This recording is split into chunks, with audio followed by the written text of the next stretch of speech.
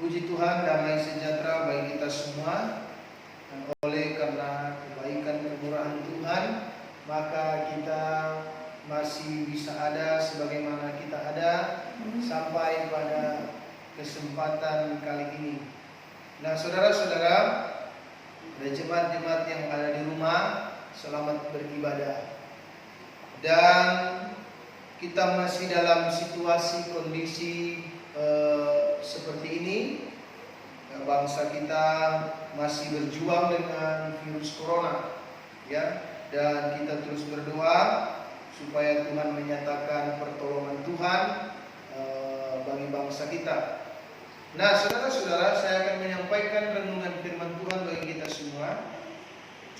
Nah, saya akan mengambil firman Tuhan di dalam kitab Kolose pasal yang kedua, ayat yang ke-6 sampai seterusnya, sampai ayat yang ke-7. Nah, saudara-saudara, begini bunyi firman Tuhan. Kamu telah menerima Kristus Yesus Tuhan kita. Karena itu hendaklah hidupmu tetap di dalam Dia. Nah, jadi saudara-saudara, Paulus kembali menekankan kepada kita, atau firman Tuhan kembali mengingatkan kepada kita yang telah menerima Kristus Yesus Tuhan kita. Artinya bahwa kita telah menerima Dia sebagai dan mengakui Dia sebagai Tuhan dan juru selamat kita. Itu sebabnya Paulus mengingatkan bahwa hendaklah hidup kita tetap di dalam Dia. Jadi kalau kita sudah menerima Dia sebagai Tuhan dan juru selamat, kita sudah mengakui bahwa Dia adalah Tuhan, maka selanjutnya kita harus tetap di dalam Tuhan. Kita harus tetap tinggal di dalam Tuhan. Mau ada goncangan apapun, mau ada hinaan apapun terhadap iman kita, firman Tuhan berkata, hendaklah hidupmu tetap di dalam Dia. Kita yang telah menerima Yesus 2000 tahun lebih yang lalu telah mati bagi kita. Dan dengan mulut kita mengakui bahwa Dia adalah Tuhan. Dan pengakuan kita mengatakan bahwa kita adalah pengikut Kristus. Itu sebabnya firman Tuhan berkata, hendaklah hidupmu tetap di dalam Dia. Kalau kita sudah mengakui Dia adalah Tuhan, kalau kita sudah mengakui Dia adalah juru selamat, kalau kita sudah menerima Dia sebagai Tuhan dan juru selamat, maka langkah selanjutnya adalah kita tetap tinggal di dalam Tuhan. Jangan lagi kita mengkhianati Tuhan, karena kita bilang tidak ada lagi penyalipan kedua kali. Yesus sudah berkata, jangan engkau murtad. Firman Tuhan sudah mengingatkan, jangan engkau meninggalkan Tuhan. Jangan engkau beribadah kepada Allah lain. Jangan kamu menyembah Tuhan lain. Kalau kita sudah percaya, kita sudah menerima Yesus Tuhan adalah Tuhan dan juru selamat, maka selanjutnya hidup kita harus di dalam Tuhan. Hidup kita harus di dalam Tuhan. Mau diejek iman kita, hendaklah kita di dalam Tuhan. Apapun yang terjadi dengan iman kita, mau orang mau olok-olok Tuhan kita, mau orang berkata tentang apa Tuhan kita, hendaklah hidup kita di dalam Yesus. Karena kita sudah percaya bahwa Dia adalah juru selamat. Kita sudah percaya bahwa Dia adalah Tuhan.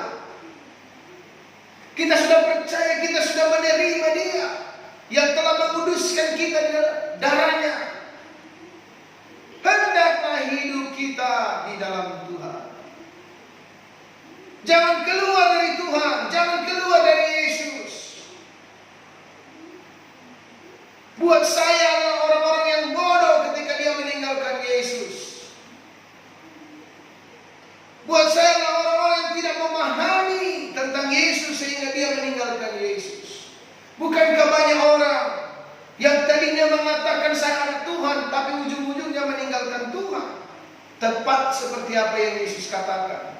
Yang terdahulu akan menjadi terkemudian, dan yang terkemudian akan menjadi terdahulu. Kita yang sudah menerima Yesus, kita yang sudah menerima Dia sebagai Tuhan dan Juru Selamat, hendaklah hidup kita di dalam Dia. Sebab Yohanes berkata, Injil Yohanes berkata, pasal yang ke-15 ayat 5, jika kamu di luar aku, kamu tidak bisa berbuat apa-apa. Tapi kalau kamu di dalam aku di dalam kamu, engkau berbuah. Kita yang sudah menerima Dia sebagai Tuhan dan Juru Selamat, hendaklah hidup kita tetap di dalam Tuhan.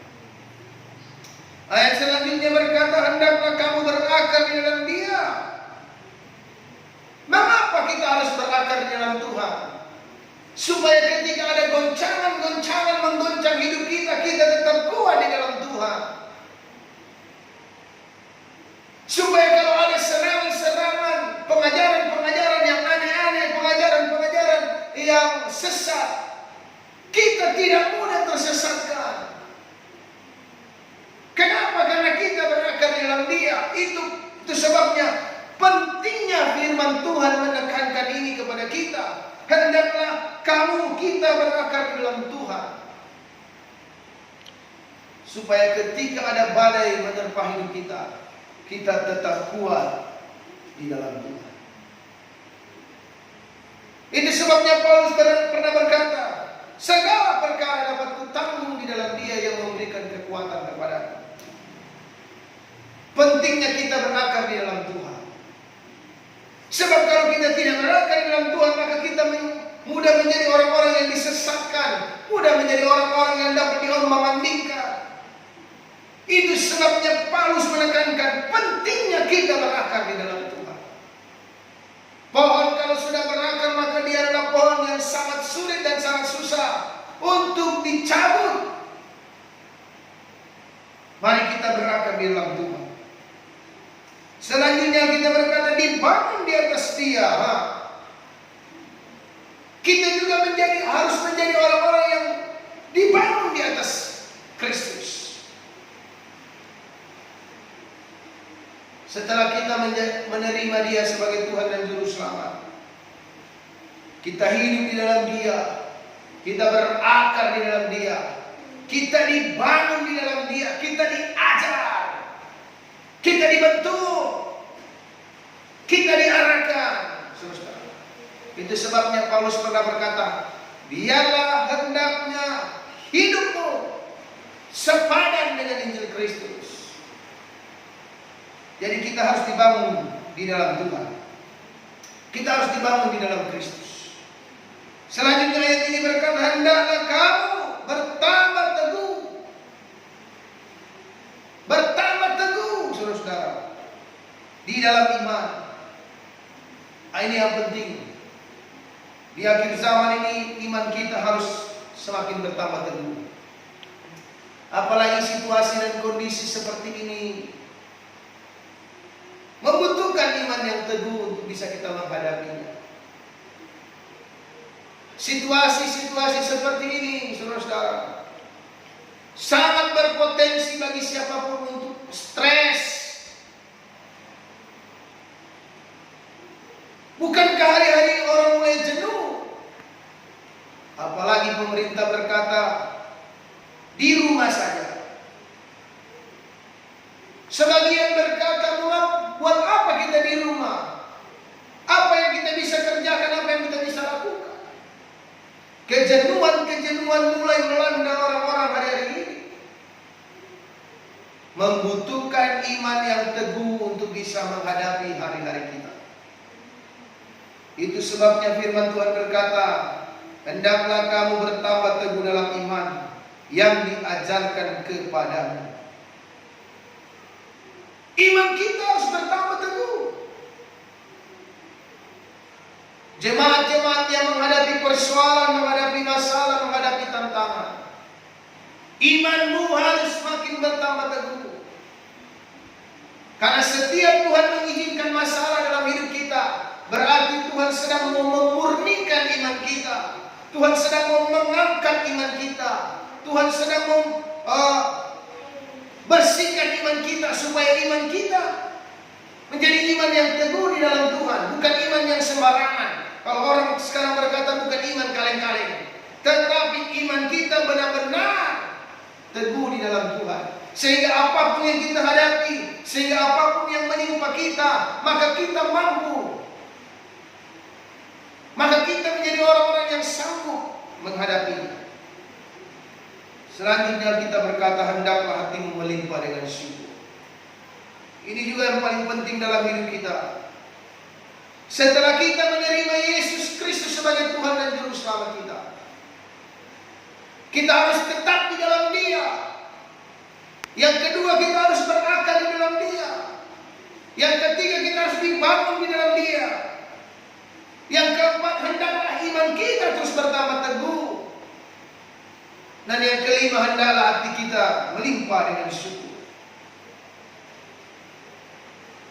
Mengucap syukur adalah jalan yang terbaik bagi orang percaya menghadapi situasi-situasi yang sulit.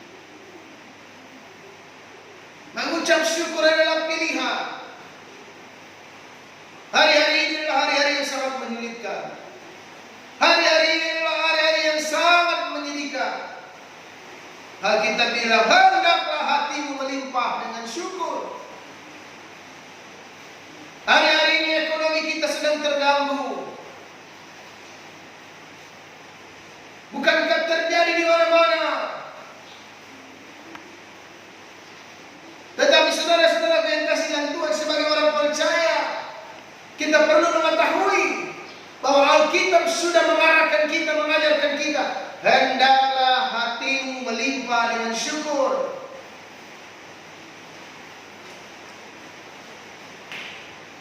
Para hamba-hamba Tuhan, gembala-gembala, pendeta-pendeta, mau kita makan dengan kita tidak makan, hendaklah hati kita melimpah dengan syukur. Mau ada beras dengan tidak ada beras, hendaklah hati kita melimpah dengan syukur. Mau kita sedang makan ikan asin, mau kita sedang makan sayur, hendaklah hati kita melimpah dengan syukur. Orang-orang Kristen, orang percaya dimanapun engkau berada, engkau pekerja, hendaklah hatimu melimpah dengan syukur. Kalau gajimu tidak memuaskan hatimu, hendaklah hatimu melimpah dengan syukur. Kalau jabatanmu tidak sesuai dengan hatimu, hendaklah hatimu melimpah dengan syukur. Kalau kedudukanmu hari-hari ini masih di bawah, engkau belum naik pangkat, engkau belum naik jabatan, hendaklah hatimu melimpah dengan syukur. Anak itulah kunci utama bagi orang percaya. Apa gunanya kita memiliki semuanya tapi hati kita tidak bersyukur kepada Tuhan? Kita hidup susah pun kalau kita bersyukur kepada Tuhan, maka segala sesuatu akan menjadi indah dan menjadi luar biasa. Hendaklah hatimu melimpah dengan syukur. Para hamba-hamba Tuhan, para gembala-gembala, kalau jemaatmu belum memberi, hendaklah hatimu melimpah dengan syukur. Ada di media-media sosial di mana hamba-hamba Tuhan diantarkan berkat oleh jemaat-jemaat. Kalau ada hamba-hamba Tuhan, pendeta-pendeta yang belum diantarkan berkat sama jemaatnya, hendaklah hatinya melimpah dengan syukur. Hendaklah hatinya melimpah dengan syukur.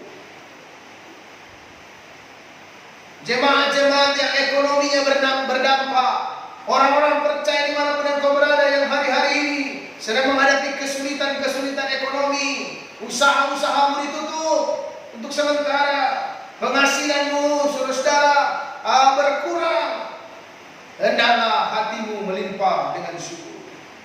Itu yang paling utama dalam hidup ini.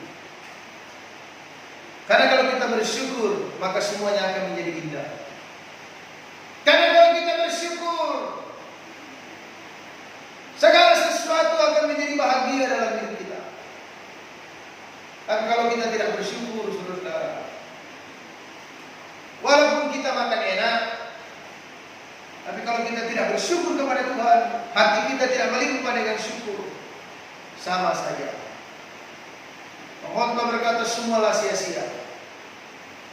Marilah hati kita penuh dengan ucapan syukur. Karena kita bilang hendaklah hatimu melimpah dengan syukur.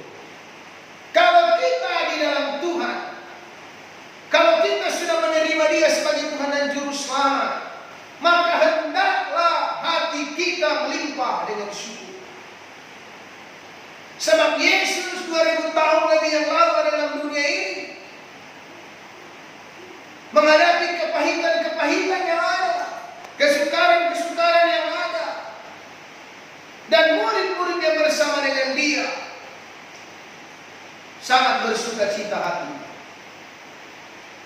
Saudara-saudara yang kasih dalam Tuhan, anak-anak Tuhan dimanapun engkau berada, kalau hari-hari ini usahamu tutup untuk sementara, pemasukanmu berdampak, bahkan ada orang yang tidak ada pemasukan, biarlah hatimu melimpah dengan syukur. Ini adalah ujian yang Tuhan izinkan dalam hidup kita, untuk supaya mungkin kita harus lebih banyak bersyukur kepada Tuhan, untuk supaya lebih banyak kita dekat dengan Tuhan. Jangan mengamuk, jangan memberontak, sebab pemberontakan tidak akan mendatangkan solusi, tapi mengucap syukur mendatangkan solusi. Kita bahagia, kita senang. Kalau mungkin saudara berkata kepada saya tidak tahu apa-apa, sebab banyak yang harus kami bayar, sebab banyak yang harus kami tanggung. Saya mengerti. Tapi dalam situasi kondisi seperti ini, apa yang kita bisa lakukan? Itu sebabnya Yakobus berkata, kamu mencuri, tapi kamu tidak mendapatkan apa-apa. Apakah kita harus mencuri? Tidak mungkin. Kamu berdoa, tapi kamu tidak mendapatkan apa-apa. Kamu salah berdoa. Jadi saudara-saudara, mungkin Tuhan mau kita membenahi doa kita. Selama ini mungkin kita bilang, Tuhan berkati saya, berkati saya. Kita mungkin lupa minta kepada Tuhan, Tuhan berikan saya sukacita, kuatkan saya. Situasi kondisi seperti ini sangat membutuhkan sukacita. Jadi saudara-saudara, dalam renungan firman Tuhan ini, Alkitab berkata, kita yang telah menerima Yesus Kristus sebagai Tuhan, maka yang pertama kita harus tinggal tetap di dalam Dia. Jangan berpaling dari Tuhan, jangan mengkhianati Tuhan, jangan keluar dari Tuhan, jangan meninggalkan Yesus karena harta, jangan meninggalkan Yesus karena kedudukan, jangan meninggalkan imanmu kepada Yesus karena tawaran-tawaran dunia. Engkau harus tetap tinggal di dalam Tuhan. Yang kedua, jika kita menerima Dia sebagai Tuhan dan Juru Selamat, hendaklah kita berakar di dalam Dia. Ini sangat penting. Ada banyak orang-orang Kristen KTP tidak berakar di dalam Tuhan, sehingga ada masalah dan goncangan. Dia mudah tergoncang. Rumah tangga Kristen sekarang banyak, rumah tangga KTP, Kristen KTP.